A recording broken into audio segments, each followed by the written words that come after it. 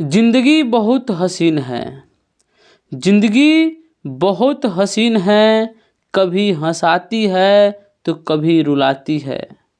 लेकिन जो जिंदगी के भीड़ में खुश रहता है दोस्तों, जिंदगी उसी के आगे सिर झुकाती है। बिना संघर्ष कोई महान नहीं होता, बिना कुछ किए जय जयकार नहीं होता। जब तक नहीं पड़ती हथौड़े की चोट, तब तक कोई पत्थर भगवान नहीं होता, भगवान नहीं होता। दोस्तों देखिए, जितना मेहनत कीजिएगा, जितना तपिएगा, जितने अपने आप को कठिन समस्याओं, कठिन समय से अपने आप को उलझाइएगा, उतना ही आप वज्र के समान वज्र और ताकतवर बन जाइएगा। देखिए, भीड़ से कुछ नहीं होता, भीड़ से कुछ नहीं होता। आप कुछ ऐसा कोशिश कीजिए कि हम भीड़ से अलग हो, तभी तो हम किसी को दिखाई देंगे। भीड़ में कोई किसी को देखता है, कोई किसी को नहीं देखता। लेकिन आप ऐसा मिसाल बनिए कि भीड़ में नहीं, आप एक अलग स्टेट पे खड़ा होइए, आपको सारा दुनिया देखे। कब?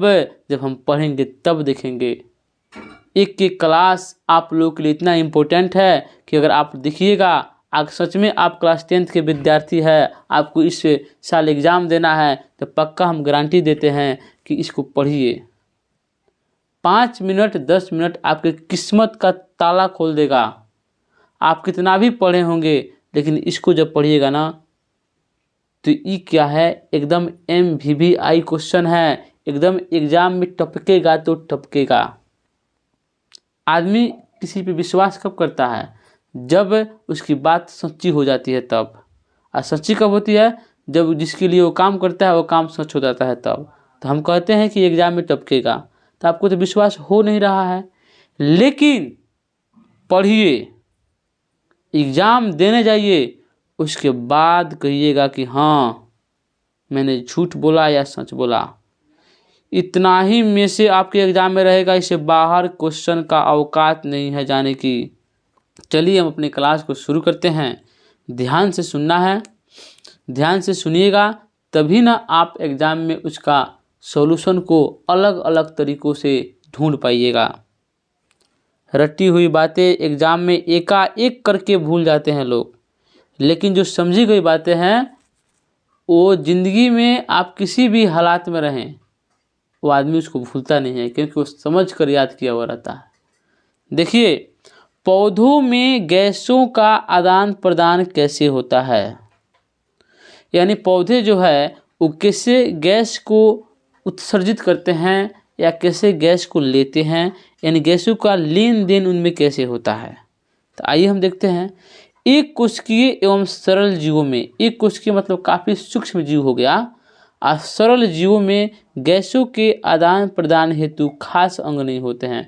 अब मान लीजिए जो माइक्रोभर है, एकदम छोटा है, उसमें नाक कान मुंह कहाँ रहेगा? नहीं रहेगा, उसमें ये सब दिखता नहीं है, ठीक है। उसके एक ही अंग द्वारा सारा काम हो जाता है, क्योंकि काफ़ी सूक्ष्म होता है। इसका सारा शरीर पर्यावरण के संपर्क में रहता है, माने पर्यावरण के संपर्क में रहेगा, पर्यावरण से हवा लेगा, यानी हर चीज़ें पर्यावरण से लेगा। लेकिन जो बहुकोशिकीय एवं जटिल जीव है, उनकी सारी कोशिकाएं अपने पर्यावरण के सीधे संपर्क में नहीं रह पाती है। जो बड़े जीव हैं, इनके पास नाक कान मुंह सब कुछ होता है। इन बहुकोशिकाओं वाले जीव में गैसों के आदान प्रदान हेतु परिवहन तंत्र के द्वारा होता है। इसमें क्या होता है, इस प्रकार के जो बहुकोशिकीय जीव होते हैं उनमें क्या होता है, गैसों का आदान प्रदान हेतु परिवहन तंत्र के द्वारा होता है। परिवहन तंत्र के द्वारा अपने गैस को आदान प्रदान करते हैं, लेते और देते हैं, ठीक है। अब आइए हमारा अगला क्वेश्चन है कि पित्त क्या है, मनुष्य के पाचन में इसका क्या महत्व है। देखिए, पित्त गाढ़ा एवं हरा रंग का क्षारीय द्रव है। आप देखे होंगे, खस्सी बकरी को जब लोग हत्या करते हैं, मार देते हैं, या मुर्गा मुर्गी को मारते हैं, तो उसमें से पित्त को निकाला जाता है, जो कलेजा के पास होता है। उसका रंग क्या होता है? हरा रंग होता है कि नहीं? हरा रंग का एक थैली होता है, वो क्या होता है? क्षारीय होता है, ठीक है, और वो गाढ़ा भी होता है, ठीक है, जो अमाशय से ग्रहणी में आए अम्लीय कायम की अम्लीयता को क्या करता है? नष्ट कर देता है। उसका रोल हमारे शरीर में बहुत ज़्यादा है, क्योंकि क्या करता है, अमाशय यानी जो हमारे पेट से ग्रहणी में जो अम्लीय कायम आते हैं उनकी अम्लीयता को यानी उसके खटापन को क्या करता है, ख़त्म कर देता है और उसे क्षारीय बना देता है, ताकि अग्न्याशयी जो रस है हमारे अंदर में बहुत बहुत प्रकार की ग्रंथियाँ हैं, बहुत बहुत प्रकार के एंजाइम को स्रावित भी करती है। जैसे में क्या है, अग्न्याशयी रस है कि एंजाइम उस पर क्रिया कर सके। अग्न्याशयी रस कब क्रिया करेगा, जब आने वाला पदार्थ क्षारीय रहेगा तब करेगा, अम्लीय रहेगा तो नहीं करेगा। इसलिए ये जो पित्त है वो क्या करता है, अमाशय से आने वाली जो रस है उसको क्या करता है, क्षारीय बना देता है, ताकि अग्न्याशयी जो रस है उस एंजाइम पर क्रिया कर सके। पित्त के लवणों की सहायता से भोजन की वसा का विखंडन एवं पायसीकरण होता है। पित्त नहीं रहेगा तो भोजन का या वसा का विखंडन या पायसीकरण नहीं हो पाएगा। इसलिए पित्त का बहुत रोल है भोजन को विखंडित करने यानी तोड़ देने में, और पायसीकरण यानी उसको पीसने में, उसको बहुत तरीके से महीन करने में उसका बहुत ज़्यादा रोल है, ताकि वसा को तोड़ने वाले एंजाइम उस पर आसानी से क्रिया कर सके। देखिए, जब तक भोजन खंडित नहीं होगा तब तक उसको तोड़ने वाले पीसने वाले मशीन क्या करेंगे, काम नहीं करेंगे आसानी से। अगर वहीं टूट जाता है, छोटे छोटे भागों में टूट जाता है, तो क्या होता है, एंजाइम उस पर आसानी से क्रिया कर लेते हैं। इस प्रकार पित्त पाचन में क्या है, महत्वपूर्ण सहायक होता है।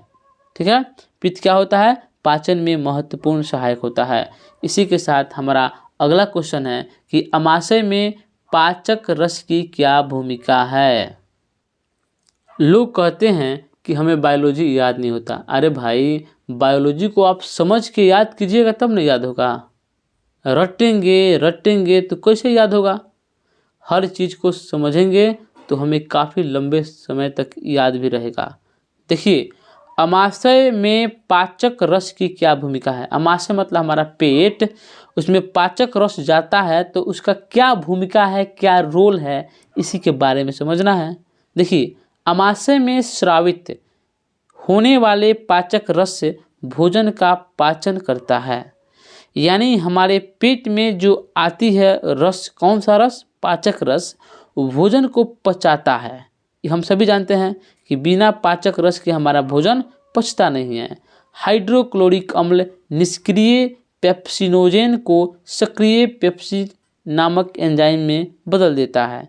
देखिए, हमारे पेट में क्या है, हाइड्रोक्लोरिक अम्ल है, ठीक है, जो निष्क्रिय पेप्सिनोजेन जो है उसको सक्रिय कर देता है, और सक्रिय करके क्या करता है, पेप्सिन नामक एंजाइम में बदल देता है। तो यह भोजन के प्रोटीन को पेप्टोन में बदल देता है। इस प्रकार अमाशय में प्रोटीन के अतिरिक्त वसा का भी पाचन कर वसा को वसीय अम्ल या ग्लिसरॉल में क्या करता है, बनाता है। कठिन है थोड़ा, इसमें नाम अलग अलग तरह का है। तो बायो में यही होता है कि थोड़ा नाम क्या होता है, टेढ़ा होता है, लेकिन फिर भी क्या करना है, हमको तो पढ़ना है। बताया ना कि बिना संघर्ष कोई महान नहीं होता, और बिना कुछ किए जय जयकार नहीं होता, और जब तक पड़ती नहीं हथौड़े की चोट तब तक कोई पत्थर भगवान नहीं होता। तो देखिए दोस्तों, ये थोड़ा हार्ड है, लेकिन हम इसको तो पढ़ेंगे, अब पढ़ेंगे तभी ना हम किसी से अलग हो जाएंगे। न तो मान लीजिए नहीं पढ़ेंगे तो सभी हम बदुए में गिनाएंगे। तो इसलिए हमें इसके साथ साथ कठिन क्वेश्चनों को भी याद करना बहुत ज़रूरी है, ठीक है ना। इसलिए हम कोशिश करते हैं कि बहुत कम से कम क्वेश्चन को बताएं, ताकि आप आसानी से उसको याद कर लें। एक बार में आपको ज़्यादा बोझ देना पसंद नहीं करते हैं, ज़्यादा बोझ देंगे तो आपको याद भी नहीं होगा, आपको पहाड़ सा दिखने लगेगा। इसलिए चलिए हम अपने क्लास को यहीं पे स्टॉप करते हैं। आपके लिए हम बहुत मेहनत करते हैं, बहुत जगह से क्वेश्चन को ढूंढना होता है, एक एक क्वेश्चन कहाँ कहाँ एग्जाम में पूछा है, कौन इम्पोर्टेंट है, इसके लिए एक एक क्वेश्चन को हम लिखते हैं, उसके बाद आपको बताते हैं कि इस क्वेश्चन का आंसर ये होगा। काफ़ी मेहनत लगता है।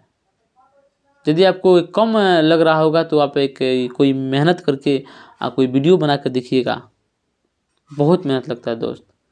ऐसा नहीं कि कहीं से क्वेश्चन ला दिए पढ़ा दिए, बहुत खोजना पड़ता है, ढूंढना पड़ता है। नाम कमाने के लिए बहुत संघर्ष करना पड़ता है दोस्तों। अगर आप इसको 5 या 10 मिनट टाइम देकर पढ़ लेते हैं तो आपके जीवन के लिए कितना ये अच्छा होगा कि आप खुद नहीं बता सकते हैं। एक बार पढ़ के और एग्ज़ाम देकर देखिए, काफ़ी हेल्प मिलेगा। चलिए हम चलते हैं। जय हिंद, जय भारत।